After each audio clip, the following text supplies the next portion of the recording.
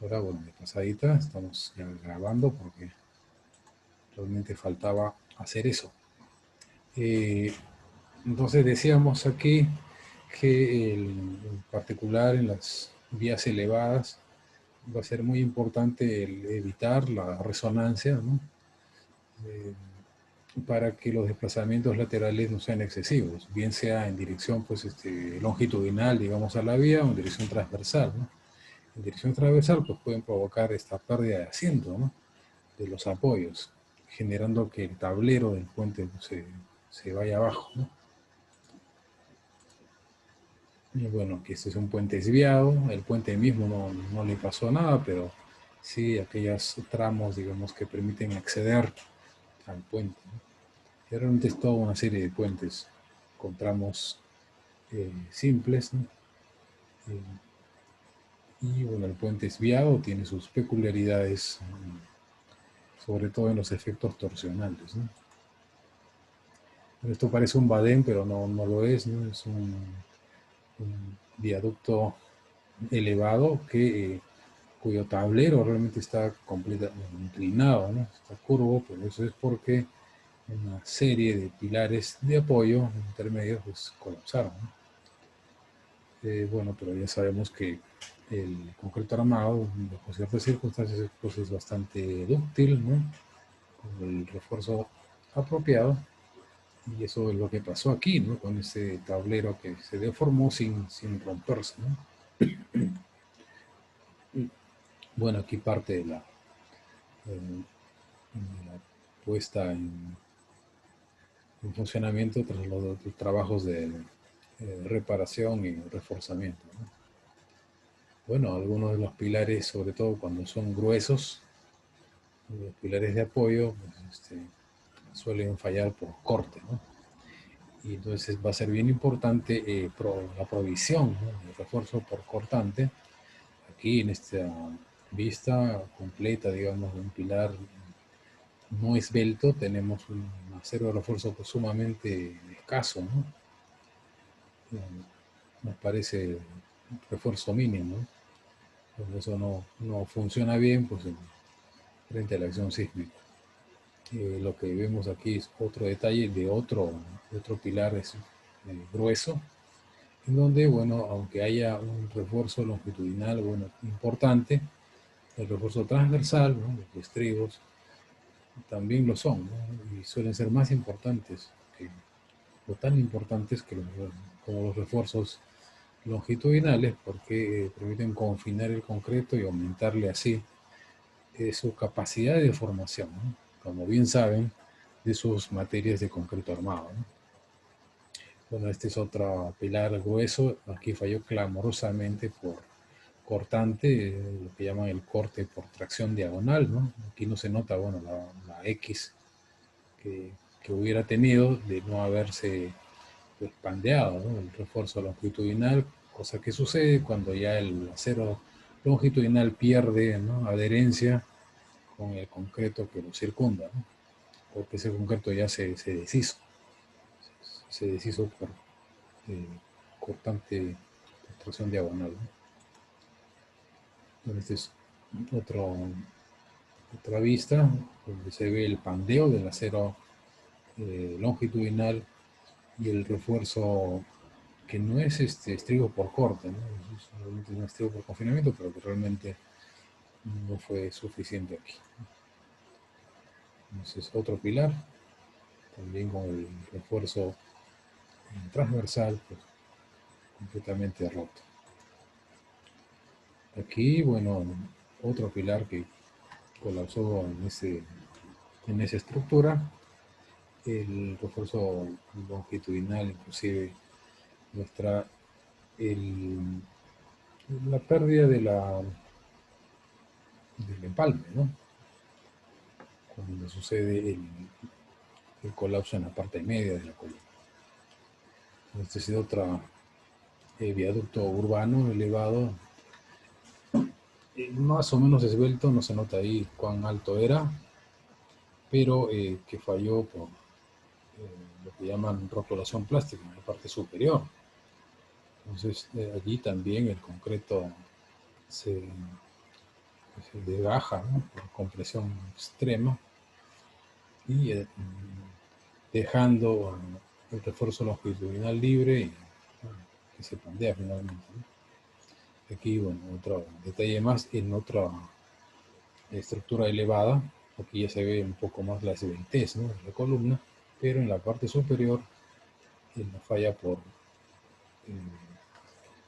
rótula plástica, que le llaman, ¿no?, por fluencia, a diferencia de los pilares no esbeltos, que suelen fallar por corte. La deformación por corte es más importante que la deformación por flexión, que sí gobiernan, digamos, o dominan el comportamiento de las columnas esbeltas, ¿no?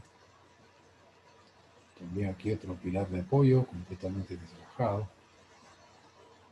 y con el refuerzo longitudinal pandeado.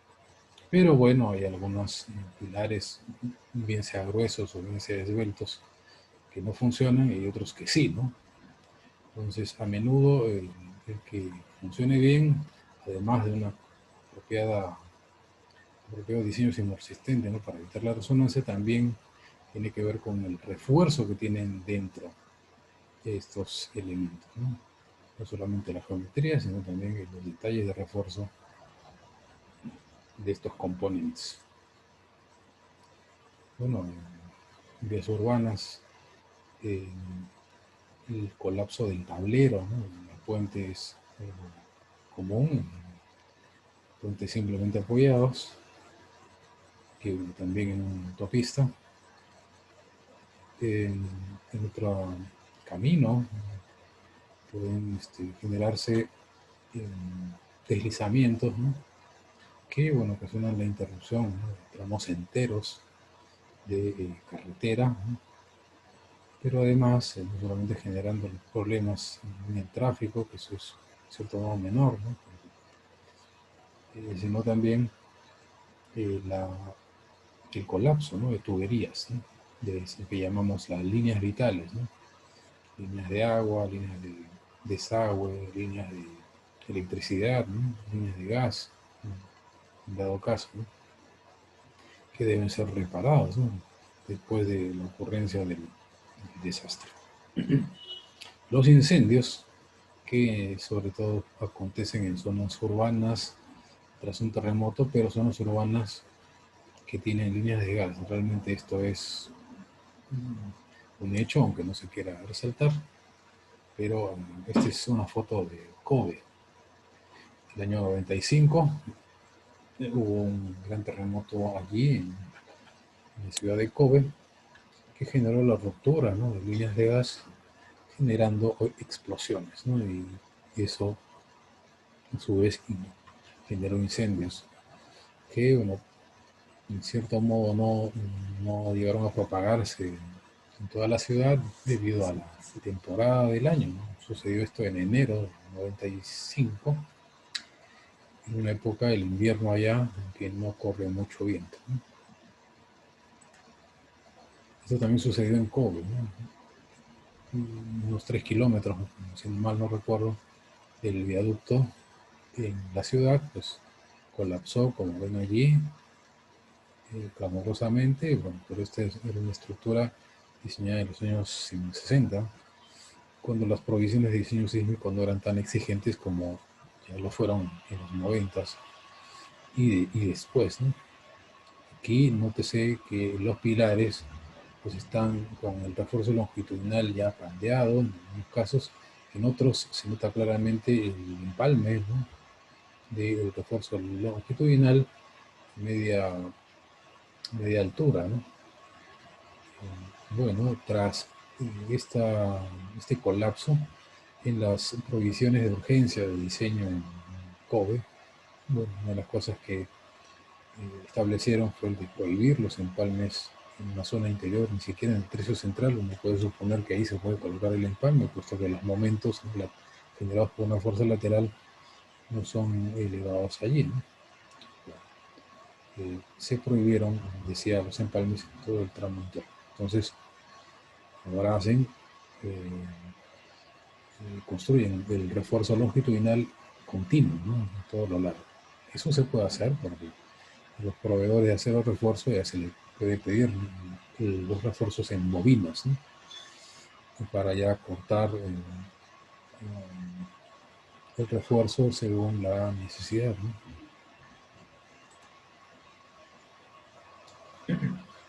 Incendios también en Kobe, como ven ahí, muchas casas antiguas en aquel tiempo, en cierta zona de los suburbios de la ciudad, casas de madera, ¿no? Que durante el incendio generado por la ruptura de la línea de gas fueron destruidos, ¿no? Algunos vagones, ¿no?, del tren inclusive quedaron volcados, señal de la severidad del movimiento horizontal. Aquí inclusive, bueno, como ven, líneas férreas completamente curvadas, ¿no? También, bueno, más volcamientos de vagones del tren. Este es un volcamiento de un edificio entero, también en Kobe, una cosa muy extraña, dado que los demás edificios que ven aquí no se volcaron, ¿no?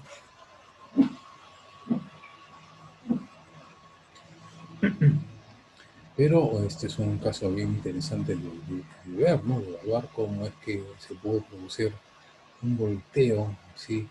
Nótese el cimiento, ¿no? El cimiento es sumamente superficial. Aquí hay algunas barras, ¿no?, que se dejan ver como desprendidas, ¿no? O sea, el cimiento era superficial, las dimensiones, tal vez la relación de esbeltez, ¿no?, del edificio, desde luego que jugó ahí un papel importante en la rigidez de esta estructura también, ¿no?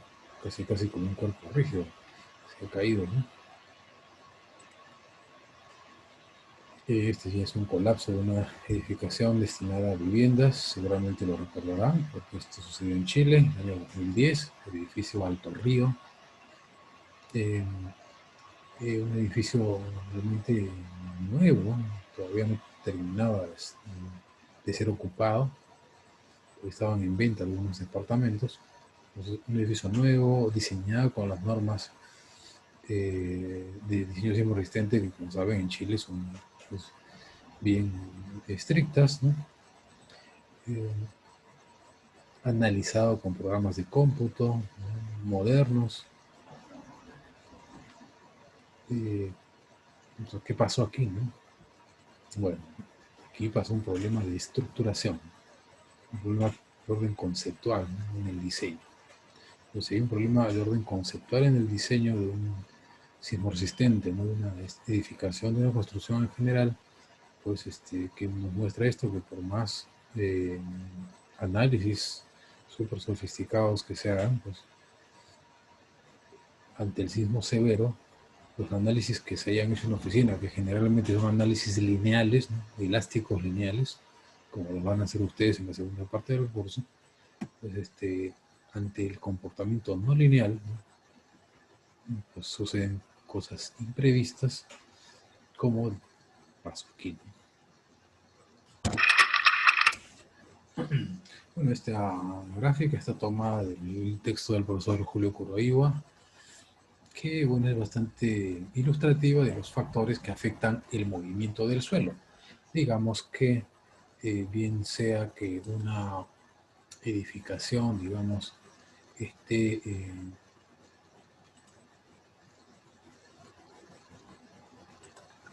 digamos, aquí, ¿no?,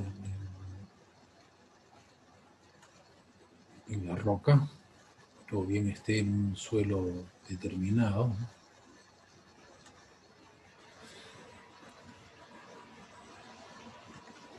Se trata de identificar qué factores hacen que el movimiento que va a afectar a la estructura son más importantes, ¿no? Esto tiene que ver entonces con el movimiento del suelo. Lo primero que hay que reconocer, lógicamente, es las características mismas del sismo, ¿no? Es decir, la magnitud del sismo, el tamaño del sismo. Lógicamente, a mayor tamaño será mayor el movimiento del suelo. Tan solo digamos, en aceleraciones, ¿no?, desplazamientos, ¿no? Otro factor es cuán distante está el foco del sismo del lugar, digamos, de interés, ¿no? Donde va a estar emplazada la obra, ¿no? Entonces, allí influyen dos factores, ¿no? La profundidad focal y la distancia epicentral. Como ya saben, el epicentro es la proyección del foco o hipocentro en la superficie, ¿no? Entonces, la distancia epicentral es la distancia del epicentro al lugar de la obra, ¿no? Del emplazamiento. Entonces, a mayor distancia epicentral, de mayor distancia van a tener que pasar, digamos, las ondas, ¿no? Las ondas sísmicas van a tener que viajar más, ¿no? De distancia, y en esa distancia que recorren, pues va a haber una atenuación de la onda, ¿no? De la amplitud de la onda. Entonces, en ese sentido, la distancia epicentral es un factor importante. A mayor distancia epicentral, menor, ¿no? Es la intensidad de movimiento. Lo mismo con la profundidad focal, ¿no? A menor profundidad focal también va a ser más cercano, ¿no? La distancia que recorren las ondas sísmicas al emplazamiento, ¿no? Y por tanto será más intenso el movimiento. Ya lo han visto en uno de los videos complementarios, ¿no? Ponen un claro ejemplo, ¿no? De un sismo a profundidad focal relativamente superficial, a pocos kilómetros de la superficie, y otro ya a mayor profundidad, ¿no? Y la intensidad fue muchísimo mayor, ¿no? Y sobre todo muy cerca al epicentro, ¿no? Con una profundidad focal pequeña, ¿no? Y bueno, a mayor profundidad, ya lo hemos notado con esos terremotos de magnitud 8 que se produjeron a 700 kilómetros de profundidad, ¿no? Con un epicentro en la Amazonía, ¿no? Peruana. Bueno, pues en la selva, en esos lugares, digamos, cercanos al epicentro, no se sintió pues gran cosa, ¿no?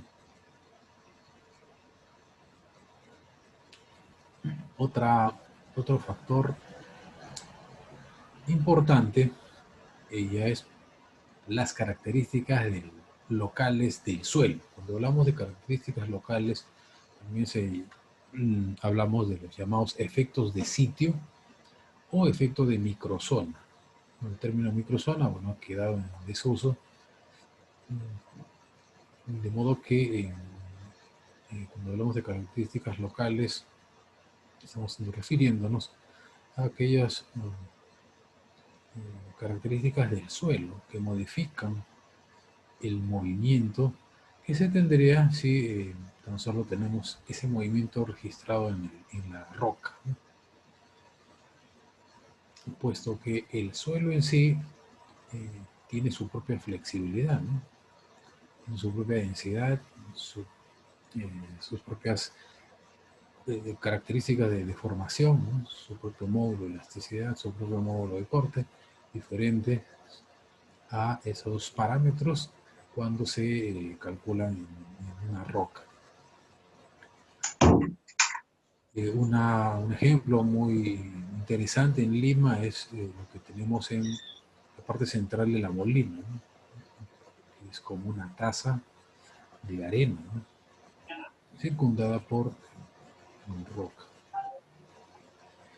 Otra zona con características locales muy peculiares es la zona entre Barranco y Chorrillos, ¿no? Hacia el sur de Lima, ¿no?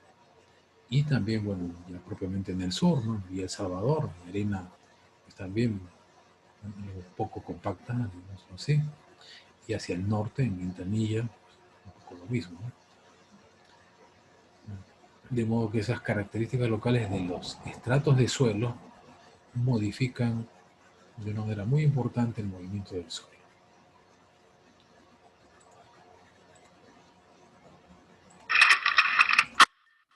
Bueno, lo dicho.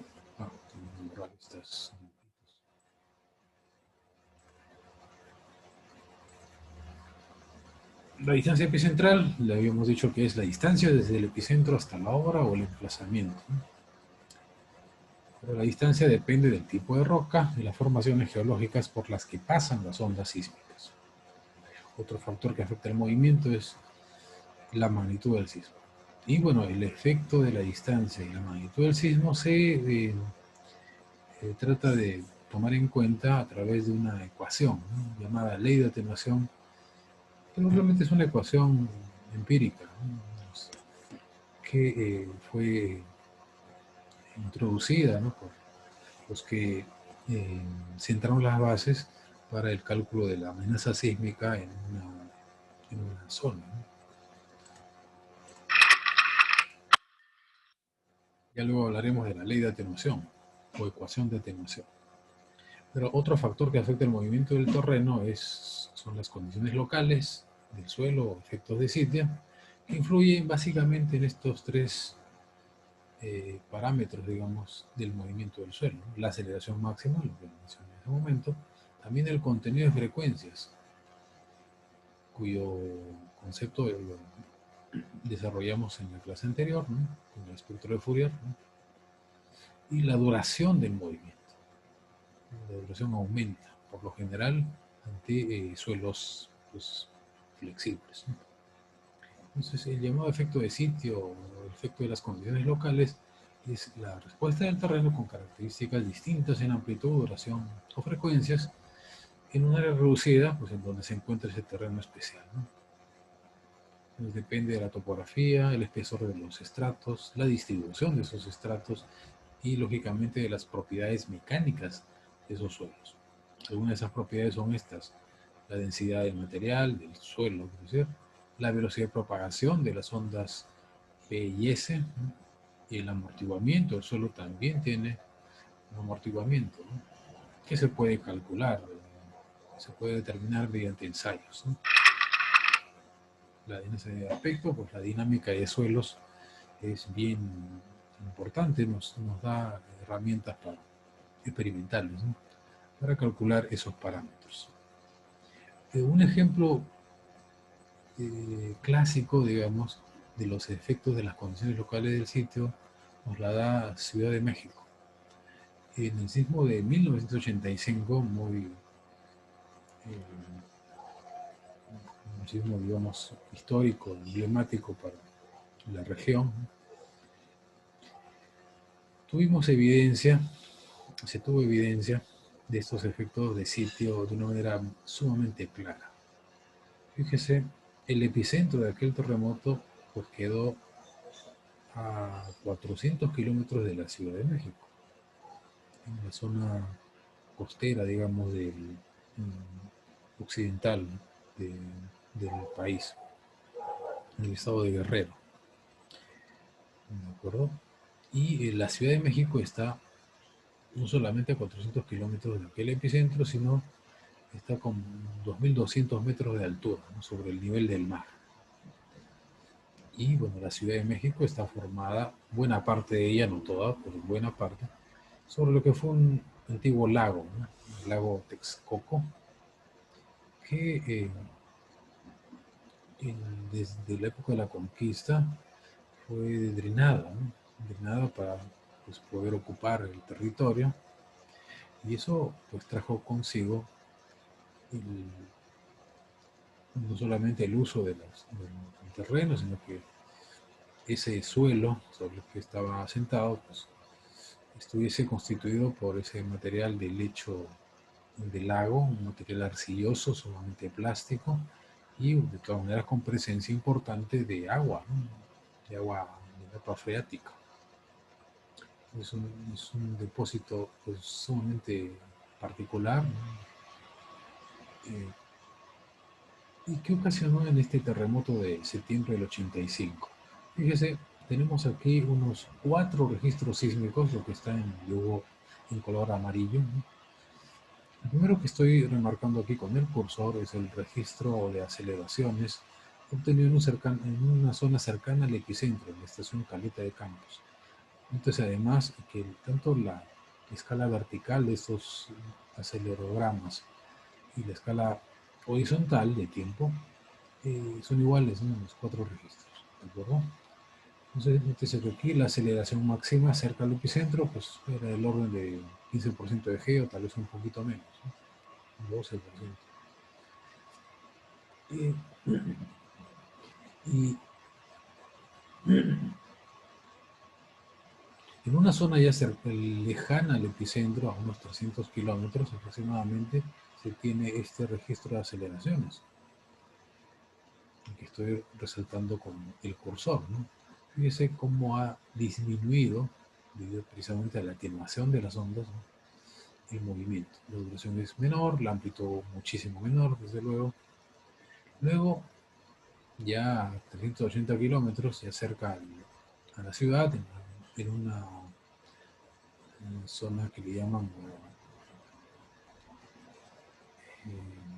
la zona de lomas, que es de suelo firme, también se obtiene este registro con valores, pues, bastante pequeños, ¿no?, de aceleración, y la duración también es pequeña, ¿no?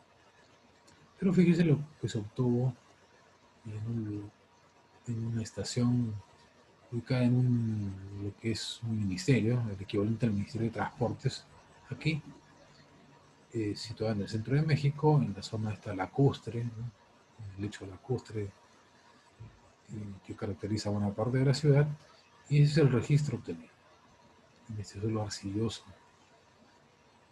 plástico, ¿no?, sumamente flexible, por dicho. Un movimiento sumamente diferente, ¿no?, inclusive al que se obtuvo cerca del epicentro, ¿no? Mucha mayor duración, casi 2 minutos, ¿no? La fase intensa, todo como unos 40, 50 segundos de duración, ¿no? El contenido de frecuencias de hace periodos, ¿no?, la inversa, es bastante diferente aquí que en la zona cerca del epicentro, y ni se diga en las zonas rocosas ya cerca de la ciudad, ¿no?, o bastante lejos del epicentro, en todo caso.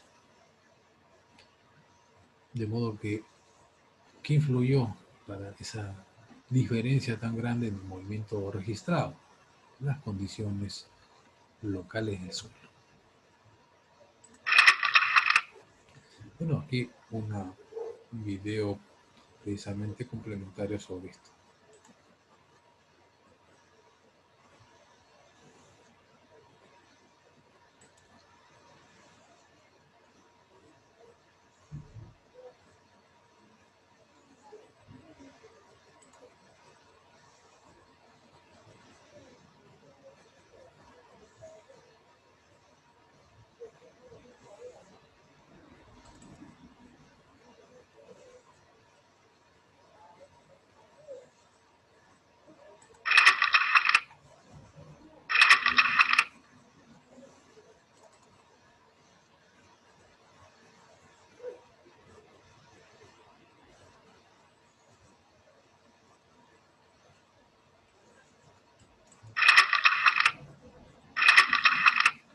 ¿Qué pasó?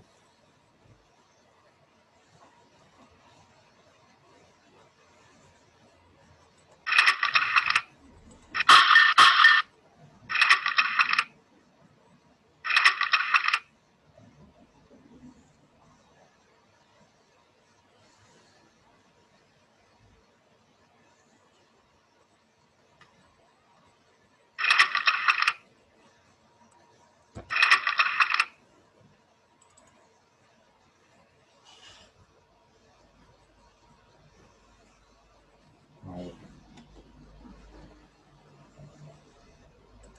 un segundito.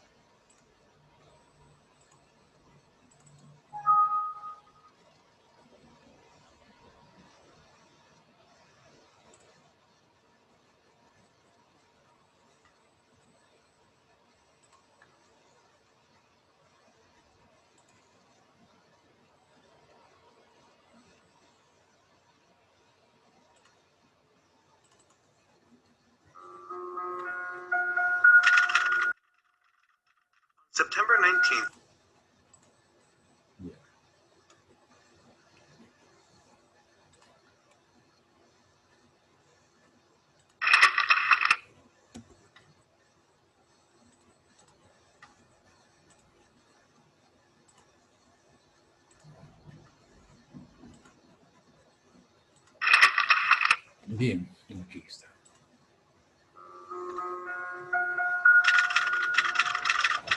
September 19th, 1985, a magnitude 8.1 subduction zone great earthquake occurred beneath the coast of Michoacan, Mexico.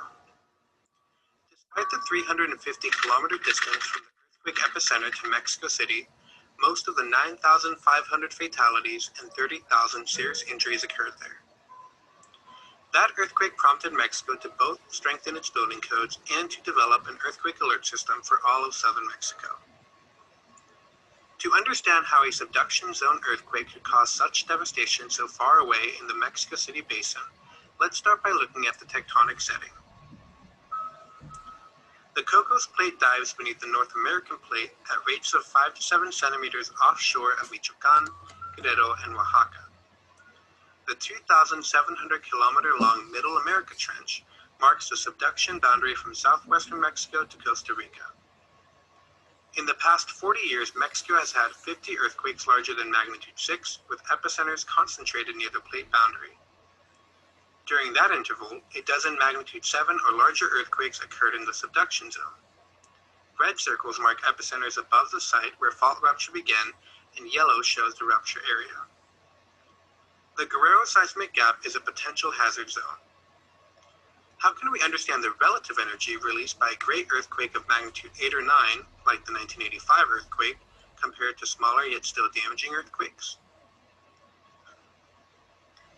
The energy released by earthquakes increases by a factor of approximately 32 for each unit increase in magnitude. As an analogy, if breaking a single strand of spaghetti represents a magnitude 5 earthquake, then we need to break 32 to represent a magnitude 6, 1,024 for a magnitude 7, and nearly 33,000 to represent a magnitude 8. To represent the energy released in a magnitude 9 earthquake, like Japan in 2011, we would need to break more than 1 million noodles.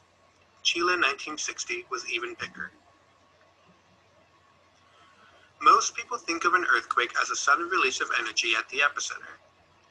In reality, an earthquake is caused by sudden displacement of rock across a fault at a given depth within the Earth at the hypocenter, shown in this view of the top of the subducting plate. For great earthquakes, the displacement at the hypocenter is just the beginning. In 1985, the rupture displaced an area 180 kilometers long. Let's zoom in now to a cross-section to view the plate interaction. The dense oceanic plate dives beneath the more buoyant continental plate at a rate of about 6 centimeters a year. Because tectonic plates are elastic like a spring, converging plates build energy at the leading edge of the continent. Locked by friction, the upper plate is forced back and shortened, raising the land surface. GPS, not available in 1985, is now able to measure that strain. During a megathrust event, the force of the converging plates overcomes friction and causes the overriding plate to move up the fault surface. If it breaks up all the way to the trench, as it did in Japan in 2011, the leading edge will lurch seaward, uplifting the seafloor and forming a mound of seawater that spreads out as a tsunami. The disaster of 1985 surprised seismologists who thought a subduction zone earthquake would not produce such sudden ground motion or strong accelerations 350 kilometers away in Mexico City. Here's why. If the seismic waves were traveling through uniform material, shaking would be half as strong at 13 kilometers, a quarter as strong at 27 kilometers, and an eighth as strong at 50 kilometers. Mexico City recorded up to 1 G of acceleration, a velocity demonstrated in this shake table experiment, whereas Acapulco, on bedrock closer to the epicenter, had only moderate shaking. What explains the much stronger ground shaking in Mexico City? Mexico City sits on the remnants of a dried-up lake that once surrounded the Aztec capital, Tenochtitlan, now a sediment-filled basin surrounded by hard volcanic bedrock mountains. Short-period seismic waves produce weak ground motion as they pass through the bedrock. But once inside the lake basin, the waves slowed and were amplified, causing the soft sediment to shake like jello in a bowl.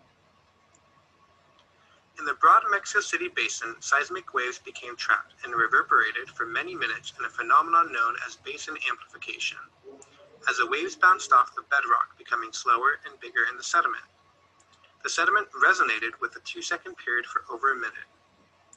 The period of oscillation, or shaking, is a time between two peaks. In the bedrock, seismic waves oscillated with a 1-second period, but slowed to a 2-second period with higher amplitude as the waves reverberated in the basin. Before earthquake codes, buildings were not always engineered to withstand back and forth accelerations. All buildings have a natural period, or resonance, which is the number of seconds it takes for the building to naturally vibrate back and forth. If the period of ground motion matches the natural resonance of a building, it will undergo the largest oscillations possible and suffer greatest damage. Small buildings resonate naturally in the 1-second period.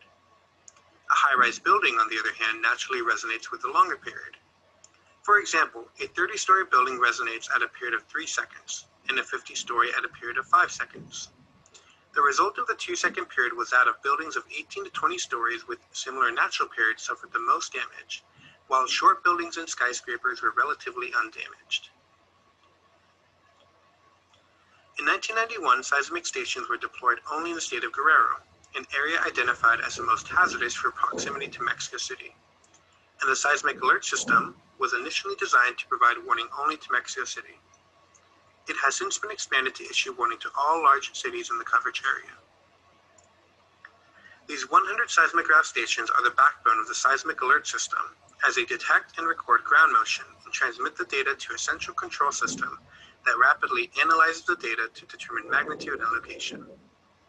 For a moderate-sized event, a preventative warning goes out only to government authorities and select users like hospitals and the Mexico City subway. For larger earthquakes, a broader alert is broadcast via TV, radio, and loudspeakers to notify people of impending shaking. On April 18, 2014, the seismic alert system was put to the test. A magnitude 7.2 earthquake just north of the Guerrero Gap was recorded by coastal seismometers that immediately determined the epicenter, depth, and magnitude. The large size automatically prompted a public alert to be issued to all cities within the coverage. The 18 million people in the Mexico City basin received their earthquake early warning 71 seconds before ground shaking arrived. In 71 seconds, people can move to safety, machinery can be shut off, rail and road traffic stopped, and emergency personnel and equipment ready for response. Public education has been essential to the success of this program.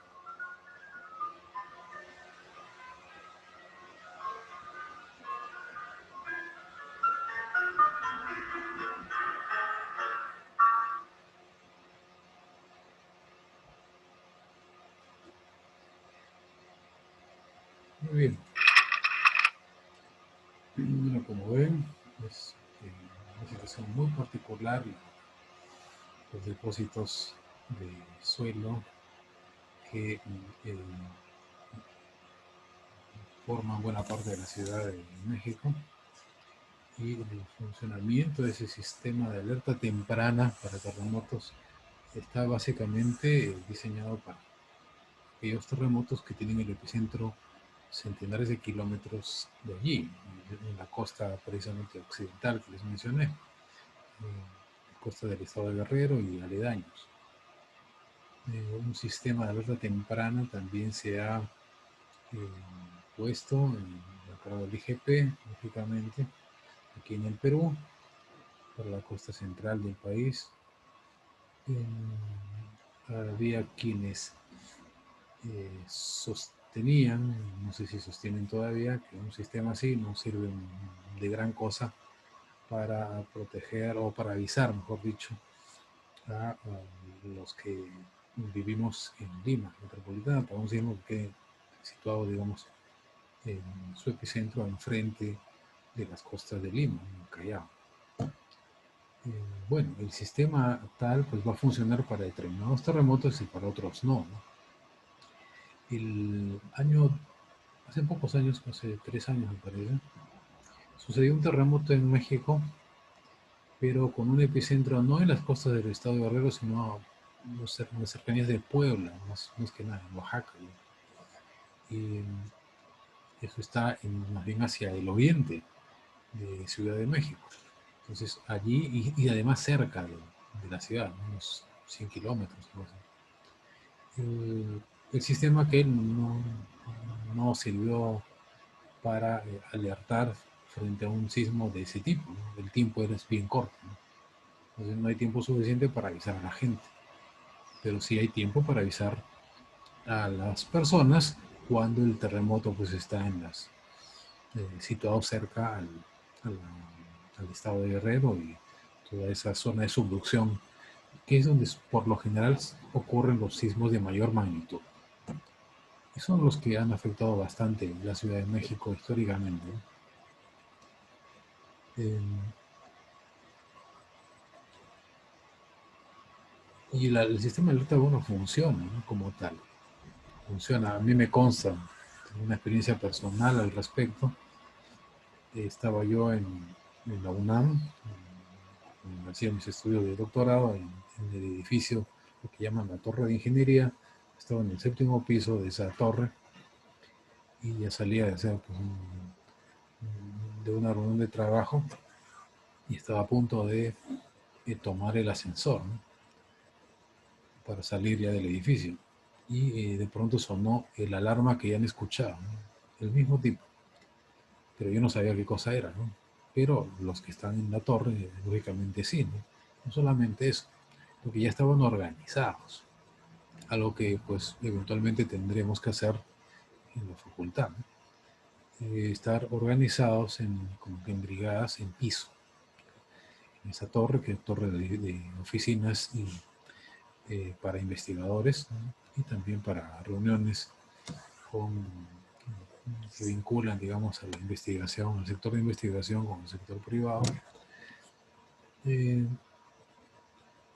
pues apenas se activó la alarma, la sirena, pues de ese piso, unas 2 personas en cada extremo, inmediatamente se pusieron de pie, se pusieron un chaleco que los distinguía como algo así como orientadores, ¿no? De piso, y nos empezó pues a guiar, ¿no? A conducir hacia una escalera de emergencia. Pues había que bajar por la escalera de emergencia, una escalera amplia, ¿no? Entonces tuvimos que bajar ahí los 7 pisos con cuidado, pero guiados, ¿no? No estábamos desesperados, ¿no? De tal manera que ya cuando estábamos por llegar al primer piso, empezó a sentirse el movimiento. Entonces, los segundos que se ganan con un sistema de alerta así son sumamente valiosos, ¿no? Para poner a la gente pues, en una zona de cuidado, ¿no? Es una zona segura. Y bueno, yo estoy convencido que ese sistema de alerta temprana que se ha instalado ya para la costa central del Perú sí va a ser útil. De hecho, para un sismo como el que ocurrió en el año 66, sí tendríamos una ventana de tiempo de unos 40 segundos, según ya cálculos hechos precisamente por Hernando Tavera, una discusión que tuvimos sobre ese punto. Y bueno, pues 40 segundos son un tiempo muy valioso. No creer que es por ser menos de un minuto no ganamos nada, realmente sí, ¿no? Ustedes nomás hagan el ejercicio en sus casas de qué cosas qué podemos recorrer, ¿no? En 40 segundos, ¿no? De aviso. Y verán que se pueden hacer muchas cosas, ¿no?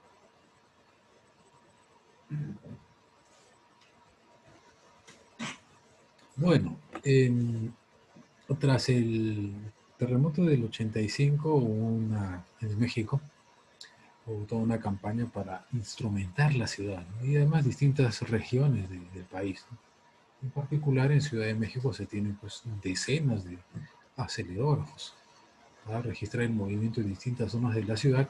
Eso es lo que se muestra un poco aquí, ¿no? Ya 10 años después de aquel terremoto ocurrió un sismo de magnitud ya moderada. Y nótese, sobre todo en la figura de la derecha, tenemos ahí la Ciudad de México con 3 colores, ¿no? Lo que está en blanco es la llamada zona del lago, formada por depósitos de arcilla flexible, pero de distinto espesor realmente. La zona que está en gris con línea diagonal, ¿no? Chorada, línea de diagonal, es la zona intermedia. Y lo que está en doble achurado gris un poco más oscuro es la zona de lomas o zona ya rocosa realmente. Entonces, nótese cómo los distintos puntos que ven aquí son estaciones acelerográficas y el registro respectivo, ¿no? Obtenido, están en la misma escala todos. Nótese cómo, sobre todo aquí, fíjense, en la parte sur, ¿no? Hay registros con aceleraciones bastante elevadas, ¿no?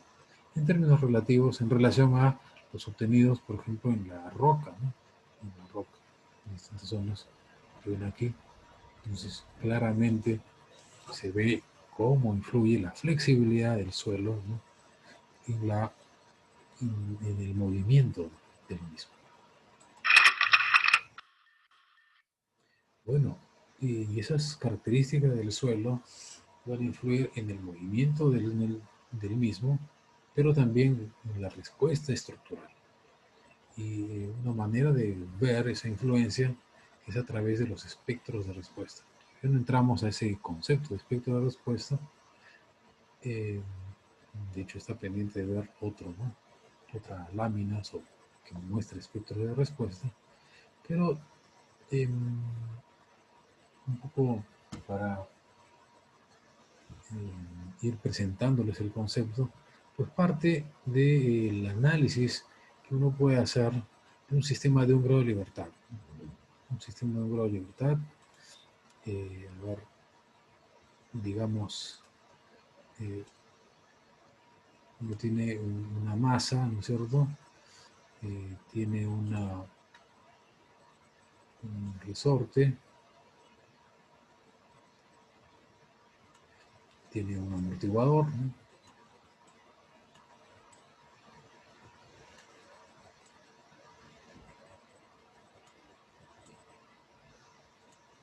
Y a ese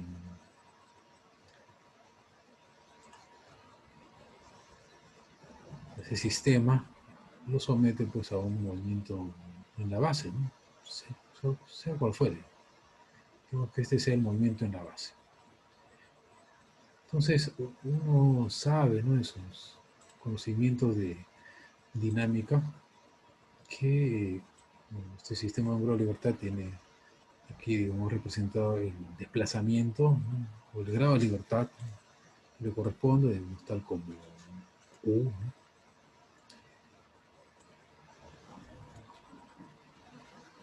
Y entonces, sobre todo, más que el valor de K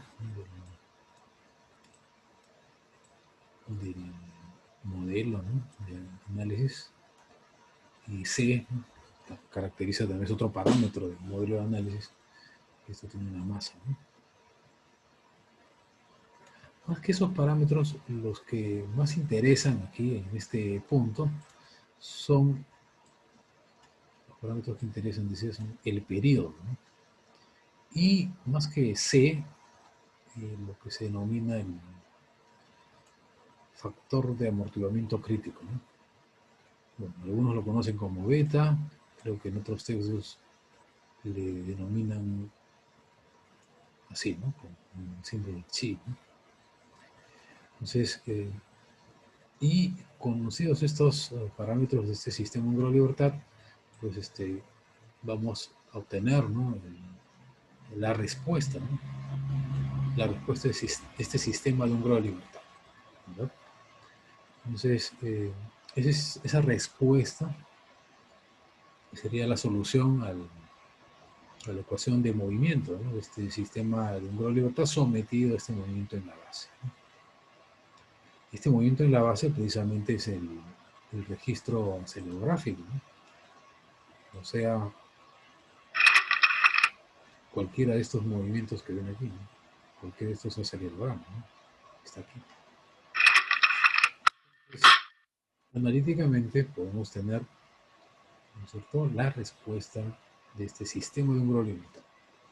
Pero más que ver obviamente la respuesta de ese sistema, tenemos que encontrar la respuesta máxima de este sistema, ¿verdad? Entonces, esa respuesta máxima es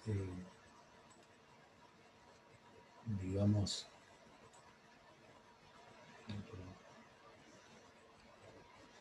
esto. Bueno, si es que damos por sentado que tenemos nuestra línea base, ¿no? El nivel 0, ¿no? Entonces,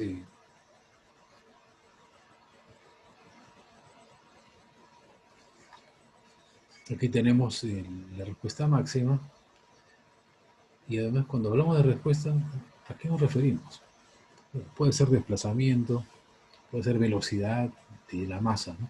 Puede ser aceleraciones en la masa.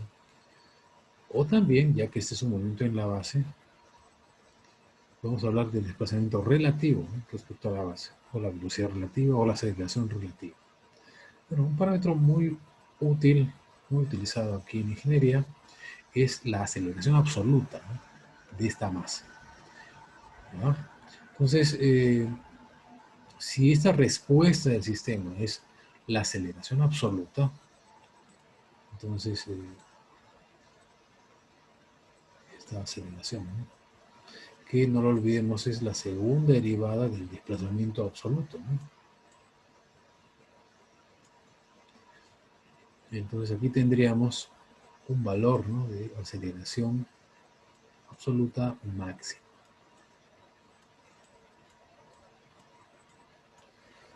Bueno, si se plotea en un diagrama distintos valores de periodo, por ejemplo, versus aceleración máxima, aquí tendríamos, ¿no?, digamos, el periodo de aquel fue este, por 2 segundos se obtuvo esta aceleración máxima. Listo. Y si se hace ese mismo ejercicio, digamos, de cálculo para toda una familia de sistemas dinámicos, variándoles el valor de t, el valor del periodo, vamos a tener este diagrama de S sub A. S sub A representa las aceleraciones máximas absolutas, ¿no? Bueno, realmente tiene otro término, pseudoaceleración absoluta. Ya veremos por qué eso de pseudo.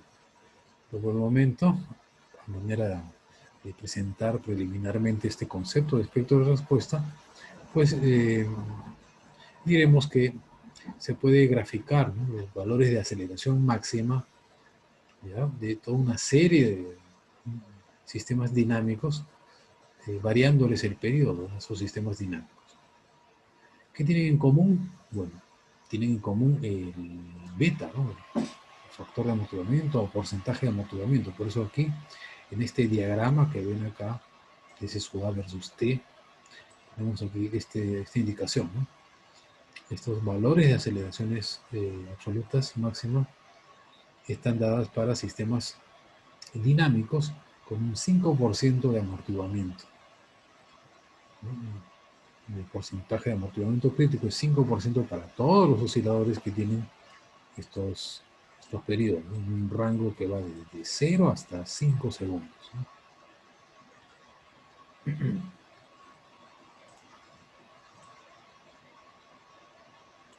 Bien.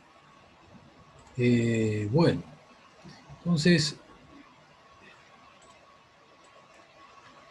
¿qué es lo que se nota entonces de aquí? Teniendo este diagrama de aceleraciones máximas versus el periodo, este periodo representaría el periodo, pues, de una estructura, ¿no? ¿De acuerdo?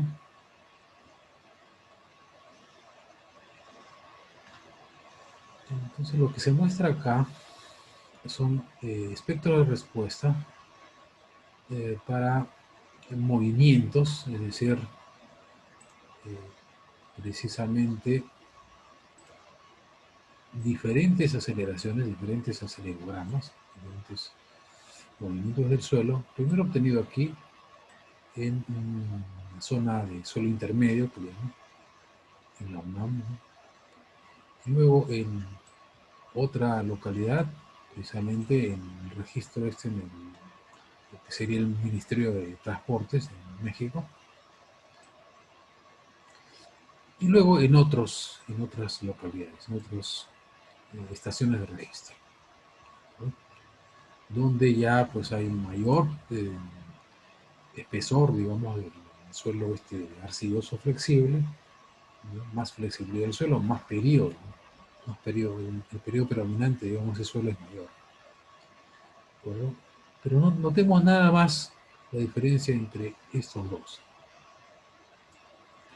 El espectro de respuesta obtenido con el acelerograma en suelo intermedio y el espectro de respuesta con el acelerograma obtenido con el acelerograma en el suelo flexible, en una parte, ¿no? En el suelo flexible de la ciudad. Pues, ¿qué estamos viendo aquí? Que sobre todo en el suelo flexible de la ciudad, fíjese, los valores mayores de aceleración máxima están obteniendo aquí para periodos aproximadamente, ¿no? Del orden de 2 segundos, ¿no? En cambio, acá en el registro obtenido de la UNAM, los valores máximos eran bastante menores, ¿no?, que los obtenidos en el otro espectro, ¿no? Y para periodos además diferentes, ¿no?, de 1 segundo. Por ahí algo le cae al periodo de 2 segundos, ¿no? Y bueno, en los otros depósitos de suelo, digamos, donde se obtuvieron otros registros acelerográficos, tenemos inclusive valores cercanos a 4, ¿no?, 4 segundos de periodo, en donde se obtuvieron aceleraciones absolutas importantes, ¿no?, aunque de menor magnitud, digamos, que los obtenidos en el depósito de suelo donde estaba el Ministerio de Transportes, ¿no? Entonces, estos espectros de respuesta permiten aquí mostrar, ¿no?, al ingeniero, pues, qué estructuras van a estar, pues, con mayores, digamos, demandas de fuerza sísmica. Van a tener que soportar mayores fuerzas sísmicas. Aquí, bueno, considerando un comportamiento elástico, dicho sea de paso, pero vamos a incidir en esta cualidad, digamos, de los sistemas dinámicos en los que vamos a hablar, ¿no?, sobre los espectros de respuesta. Bueno, entonces, con este diagrama, lo que queríamos mostrar es cómo influyen las características del suelo en la respuesta estructural. En suma, en el suelo más flexible, en comparación al suelo donde está, pues, la UNAM en este diagrama, las edificaciones, ¿no?, con un periodo del orden de 2 segundos resultaban con unas mayores demandas sísmicas, ¿no?, que otro tipo de estructura, ¿no?, con periodos diferentes, ¿no?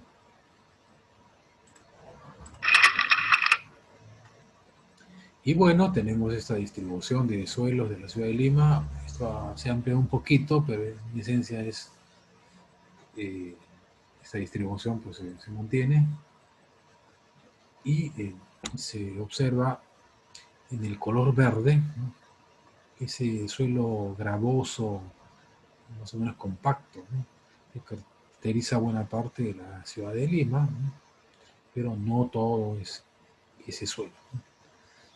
Hay suelos con un poco más de problemas, ¿no?, así.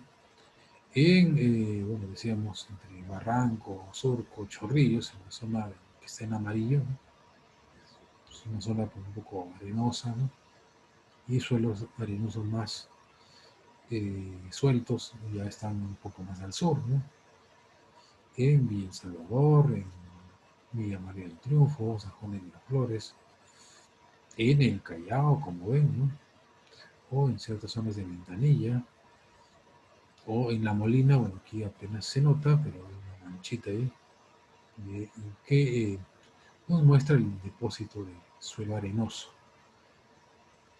que está, bueno, en la parte baja del distrito.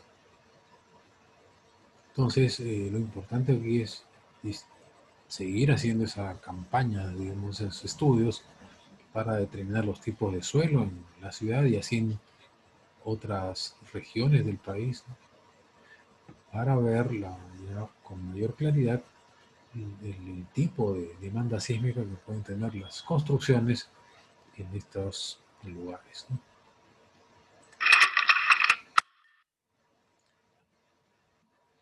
Bien, habíamos hablado de la ley de atenuación, ¿no? Una ecuación que enlaza la distancia epicentral con la magnitud del sismo y la relaciona con algún parámetro del movimiento del terreno. El parámetro suele ser la aceleración máxima del terreno o el desplazamiento máximo o la velocidad máxima. Son ecuaciones semiempíricas y, por ejemplo, para los sismos de subducción en el Perú, un par de investigadores peruanos ya hace algún tiempo, 40 años ya, propusieron esta ecuación en base a acelerogramas de los sismos registrados en Lima y en las cercanías. Nótese que la magnitud influye en forma exponencial, ¿no?, sobre el valor aproximado, ¿no?, de la aceleración máxima, que aquí está dado en centímetros por segundo al cuadrado. Y la distancia epicentral, lógicamente, influye en forma inversa, ¿no? A mayor distancia epicentral, menor la aceleración. Aquí la escala de magnitud en la que está planteada esta ecuación de atenuación es la magnitud en ondas superficiales, ¿no? Bueno, fíjese aquí en este diagrama hicimos un ejercicio, digamos, de relacionar la aceleración máxima versus la distancia epicentral. En un sismo muy peculiar, el sismo de Tarapacá del año 2005. Entonces, pues gracias a la información también que nos proporcionó la Universidad de Chile, estaba disponible, tuvimos allí las aceleraciones máximas en zonas cercanas al epicentro en Tarapacá, y también teníamos valores de aceleraciones máximas en la red del SISMIT, ¿no?, nuestra red del SISMIT en la zona sur del Perú, Tacna, Moquegua y Arequipa. Y con esa información, pues vimos claramente cómo era, pues, la atenuación, la disminución de la aceleración máxima con la distancia, ¿no?, epicentral. Y ya en el dibujo, en el esquema de la derecha, tenemos una comparación, esa atenuación, con dos leyes de atenuación. Una, la de Casaverdi y Vargas, precisamente esta que ven aquí. La trasladamos acá con el valor de la magnitud de ese terremoto en la línea dorada, ¿no?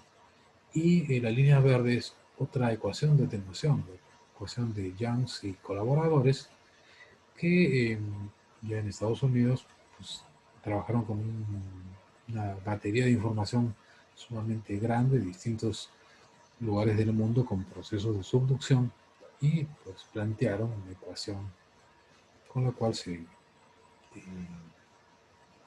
hizo esta gráfica. Bueno, nótese que esa ecuación de Youngs y colaboradores, pues, como un envolvente inferior, digamos, de esas aceleraciones que tenemos allí en el sismo de Tarapacá, pero la ecuación de Casaverdi y Vargas, sorprendentemente, pues parece que se ajusta mejor.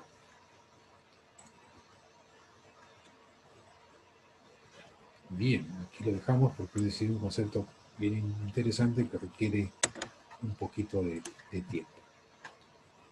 Y además, bueno, ya son 10 para las 12. Voy a pasar lista, si me permiten.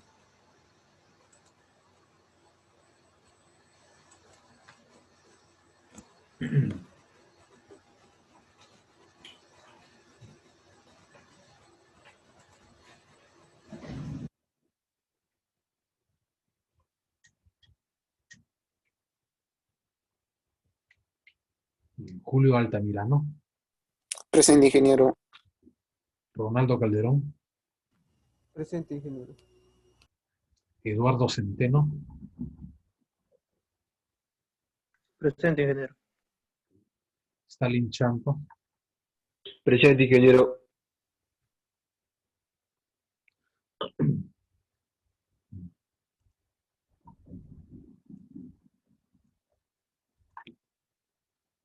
Martín Chucos,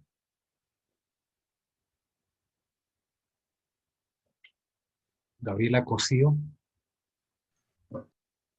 Presente, ingeniero. Johnny Cristóbal, Presente, ingeniero. Buenos días. Ok, buenos días. Carlos Donaires. Presente, ingeniero. Buenos días. Bueno. Pedro García. Presente, ingeniero. Ayrton González. Presente, ingeniero. Buenos días. Anthony Gregorio. Gregorio, presente. Ok. Hugo Guamán. Hugo Guamán. Ingeniero Guamán, presente, por favor. Ok. Freddy Hinche.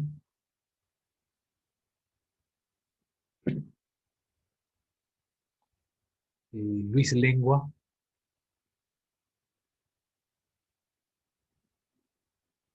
Luis Lengua. José León. Presente, ingeniero. Gabriela Loarte. Presente, ingeniero. Jordi Machaca. Presente, ingeniero. Mario Márquez.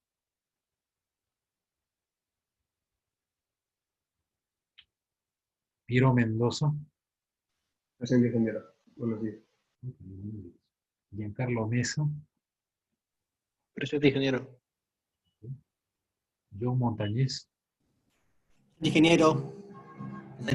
Ok. Sebastián Montes.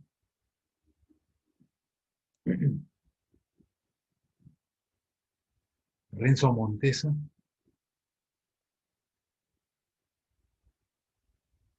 Vilma Moreno. Presente, ingeniero. Moisés Obando. Ingeniero. Ingeniero. Presente, ingeniero. Ok. Rafael Ortega.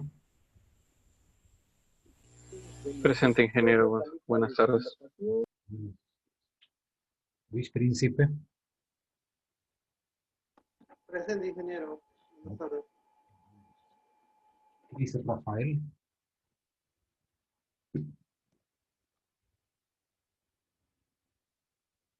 Alex Rincón. Presente, ingeniero. Ricardo Rojas. Edwin Sánchez. Presente, ingeniero. Carlos Zulca.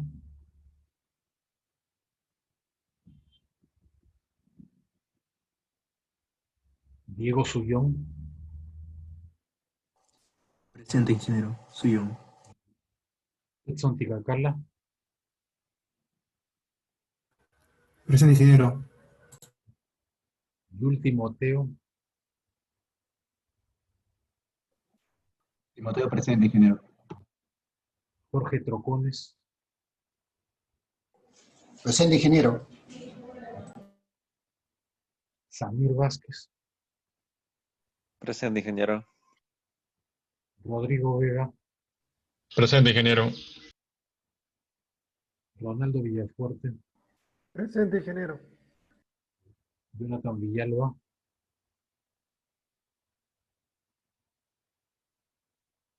Cristian Zacarías.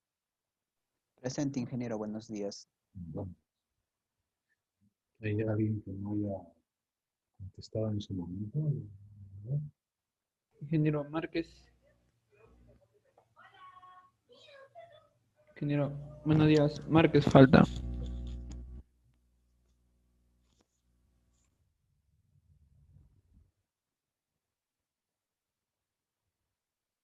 Listo.